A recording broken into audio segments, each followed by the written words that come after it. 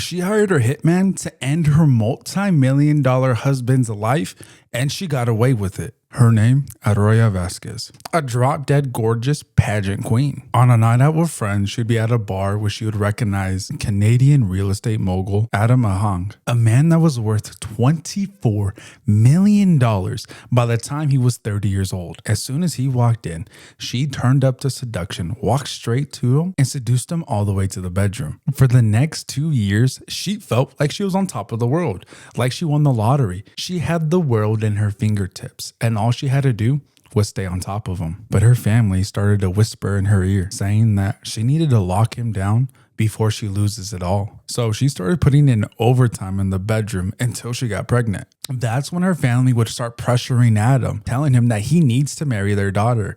They don't do that in their tradition, in their culture. What type of man does he want to be not to marry the mother of his future kid? Feeling the pressure and wanting to appease Araya and her family, he would propose to her. And Araya pushed for the wedding to be moved up so that way her belly wouldn't show in their pictures. So in 2005, they would be married. But as fast as their marriage came, is as fast as it started to crumble. Because Adam would find out that Araya wasn't even pregnant. And he started to think, if she could lie about this, what else could she lie about? And he started getting really worried to the point that he wanted a divorce. He left the house, moved into an apartment, but not before hiring his own personal bodyguard, because he had found out that Araya had criminal ties and he wanted to protect himself. During that time, Araya knew that the max that she would get from the divorce would be $360,000 due to a prenup she had signed with Adam. But as she started to reread that prenup, she realized that she would get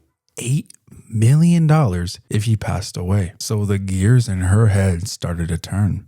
And that's when she would ask Adam if they can go out to dinner to start talking about finalizing the divorce in a civil manner. Adam agreed and told his bodyguard to take the night off so that way it would ease the tension. They go to dinner, and all things considered, it went pretty smoothly. But when they would leave a restaurant, a guy would pop out of the shadows, knife in hand, telling him to give him all the money. Adam would swing back, hitting the guy, but when Adam would turn to her and yell, "Baby, run," he would be stabbed repeatedly in the chest and in his back. Araya didn't run away.